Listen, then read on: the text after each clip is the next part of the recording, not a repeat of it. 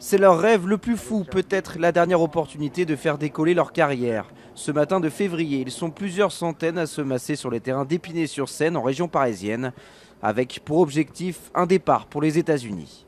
Je me suis dit que c'est une chance pour moi d'essayer de gratter ma petite place pour devenir footballeur pro. Le FC Miami City est une porte pour l'Eldorado. En organisant plusieurs jours de détection, il offre une occasion unique à des footballeurs amateurs de découvrir le championnat américain.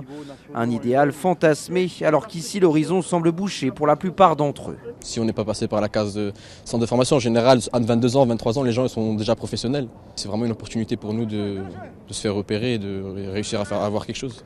C'est du limite de l'impossible maintenant. Maintenant, avec tous les centres de formation, etc., les jeunes, ils sont à 18 ans, 19 ans, 20 ans. Si on n'a pas pointé le bout de son nez, c'est compliqué. Créé en 2014, Miami évolue en PDL, l'équivalent de la 3e division. Une sorte de tremplin pour la MLS, l'élite du championnat américain.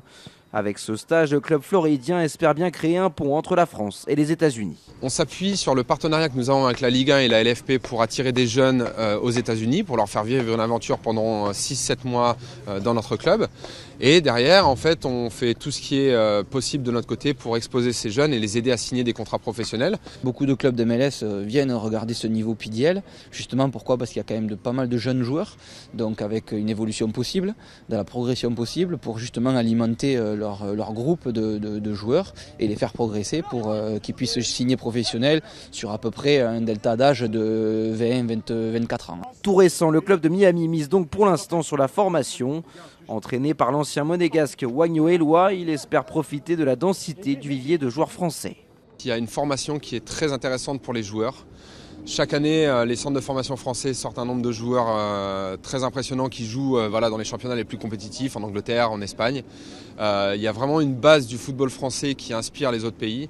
Il y a un vivier qui est très important donc en France pour les jeunes talents. Sur les 700 joueurs, seule une poignée repartira avec un billet pour Miami le mois prochain.